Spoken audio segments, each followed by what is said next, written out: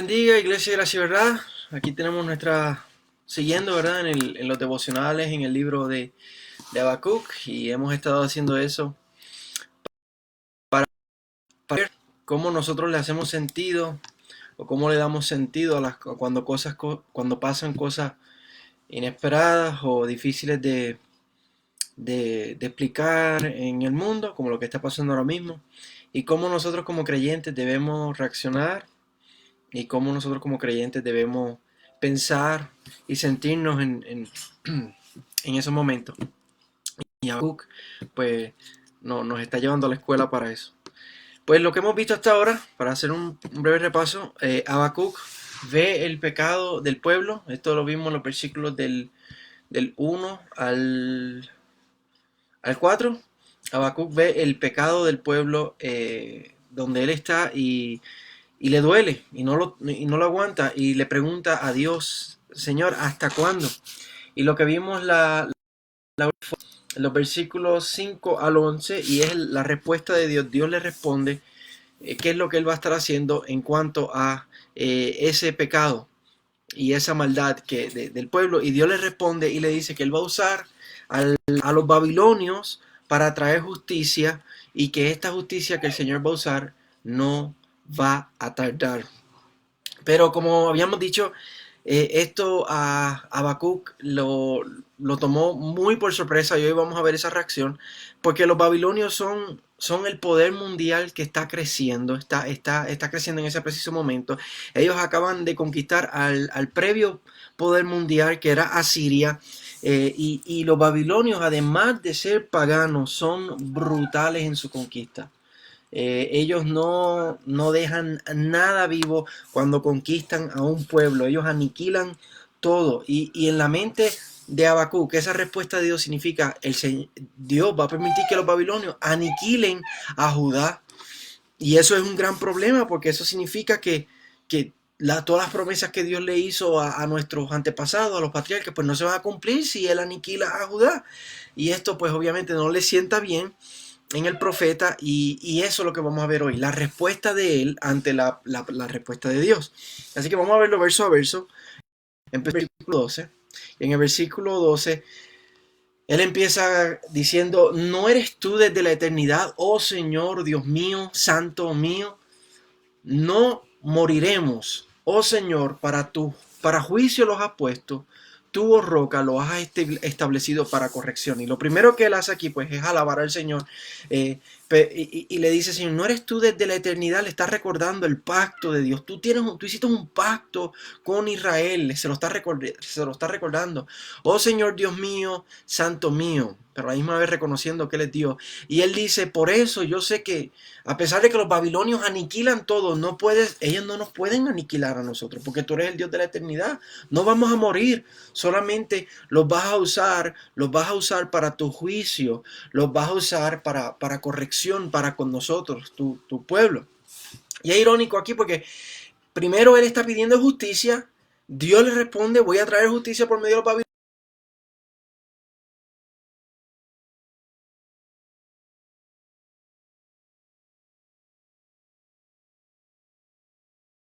Desapareceremos. Entonces por eso él dice: no vamos a morir, Dios hizo un pacto con nosotros, él recuerda eso. Y después él sigue en el versículo 13, y aunque él ya estableció eso en su mente, ¿verdad? No podemos morir porque Dios estableció un pacto de la eternidad. Ahora él va a como que a decirle a Dios: pero tengo un problema con lo que tú has dicho. Y es que versículo 13 dice: muy limpios son tus ojos para mirar el mal, y no puedes contemplar la opresión. ¿Por qué miras con agrado a los que proceden pérfidamente y guardas silencio cuando el impío devora al que es más justo que él? Y aquí él empieza a decir: tus ojos son tan limpios, Señor. ¿Cómo es que tú vas a usar a un pueblo que es menos justo que el pueblo de Israel? Que el pueblo de Judá? ¿Cómo tú vas a usar un pueblo que es lo peor de lo peor en el mundo para traer justicia a, a Judá? Denme un momento, tengo que hacer algo aquí. Seguimos ahora. Ah, ¿cómo es que tú vas cómo es que tú vas a usar un pueblo así? Y él ahora va a hablar con Dios lo que él sabe acerca de Babilonia. Él va a pensar acerca del modo de operación de ellos de la conquista. Y va a utilizar, la ilustración de que ellos son como unos, como unos pescadores que no dejan nada vivo. Versículo 14. ¿Por, ¿Por qué has hecho a los hombres? Porque has hecho a los hombres como los peces del mar, como reptiles que no tienen jefe. Entonces está pensando que cuando los babilonios conquistan una tierra, ellos no dejan nada vivo. Son como pescadores que no dejan ningún pez vivo en esa área que estaban pescando. Versículo 15. A todos los saca con anzuelo el pueblo invasor, hablando acerca de Babilonia. Los arrastra con su red y los junta en su malla, y por eso se alegra y se regocija. Y él está pensando que ellos no dejan nada vivo cuando ellos conquistan, ellos aniquilan todo. Y literalmente dice que los saca con anzuelo. Eso es lo que hacían los asirios cuando conquistaban un pueblo. Los agarraban y los ponían un anzuelo ahí en la boca y se los llevaban presos.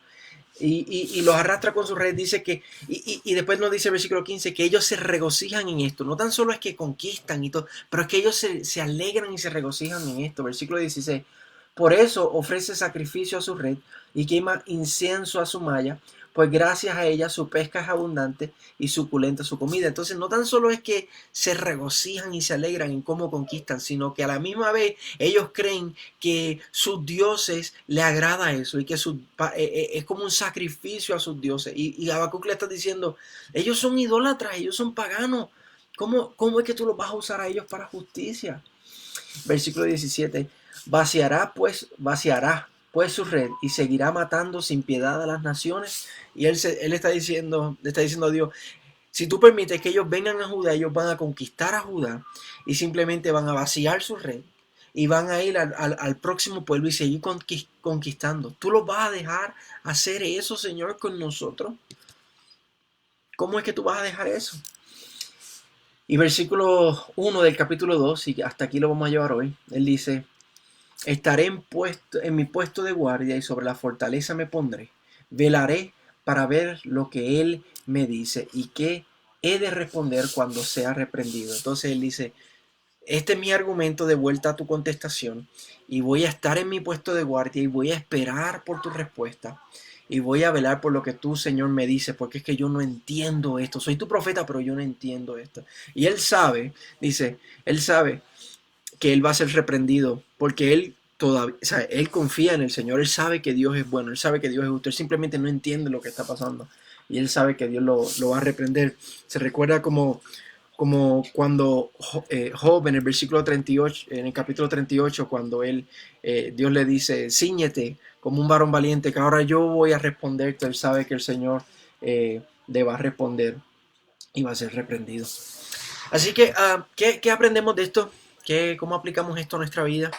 Primero, recordar que Dios es más alto que nosotros. Isaías 55, versículo 8, nos dice, porque mis pensamientos no son los pensamientos de ustedes, ni sus caminos son mis caminos, declara el Señor. Tenemos que reconocer que Dios es más alto y más grande que nosotros. Cuando vemos cosas que no podemos comprender, que no sabemos qué es lo que Dios está haciendo, también tenemos que recordar que Dios está en absoluto control de todo. Dios es soberano, está en absoluto control de todo. No hay nada que a Dios se le escape. O sea, todo lo que pasa en la historia y todo lo que pasa en el mundo, en nuestras vidas, es por el soberano decreto y control de Dios. Y un versículo que nos muestra eso de manera magistral, lo podemos ver en Daniel, en el capítulo 4, y lo interesante es que esta respuesta es del mismo rey de Babilonia, Nabucodonosor. No es el mismo que los conquistó, uno de sus hijos después, pero la respuesta de él es en cuanto a Dios, porque su dominio es un dominio eterno y su reino permanece de generación en generación. todos los habitantes de la tierra son considerados como nada. Eso lo está diciendo el rey de la potencia mundial en ese momento.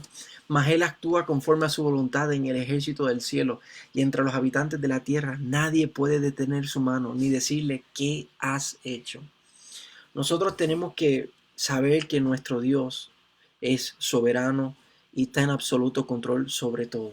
Si Dios utiliza, como vemos aquí en estos versos, a un pueblo malvado para hacer su voluntad y traer su justicia, eso significa, mi hermano, que no hay nada que a Dios se le escape. Tenemos que recordar lo grande y lo poderoso que es nuestro Dios. La otra cosa, tenemos que pensar dónde están nuestras esperanzas. Nuestras esperanzas no pueden estar aquí en este mundo. Nuestras esperanzas tienen que estar en el Señor. Eso es lo que hizo Habacuc. Habacuc tuvo un dilema, tuvo un problema y se volvió al Señor, a buscar la respuesta del Señor, a recordar el pacto de Dios. Nosotros tenemos que recordar constantemente el Evangelio, lo que el Señor ha hecho por nosotros en Cristo, y que eso sea nuestra esperanza, que eso sea nuestra roca, que eso sea lo que nos dé gozo, seguridad, eso sea lo que nos fortalezca.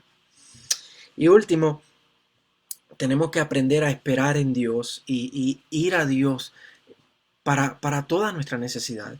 Vemos al final que Habacuc le dice, ok, me voy a estar quieto y voy a esperar tu respuesta. Y tenemos que aprender a esperar en el Señor y saber que a veces el Señor nos va a reprender, que el Señor nos va a decir cosas que no son cómodas para nosotros, que no nos van a convenir, que no nos van a gustar. Pero Él es nuestro Dios, Él es nuestra esperanza. Y nosotros simplemente levantamos la mano y decimos, aleluya, bendito sea el nombre del Señor. Él dio, Él quitó, alabado sea el nombre del Señor. ¿Dónde están nuestras esperanzas? Y ir a Él y esperar en Él y confiar en Él y buscarlo a Él. Eso es lo que tenemos hoy aquí continuando los devocionales de Habacuc, y mañana pues vamos a ver esa respuesta que Dios le va a dar. Él le dice, voy a esperar tu respuesta porque todavía no entiendo, y mañana vamos a ver esa respuesta que el Señor le va a dar en el resto del capítulo 2. Así que espero que haya sido de bendición. Dios les bendiga, mis hermanos.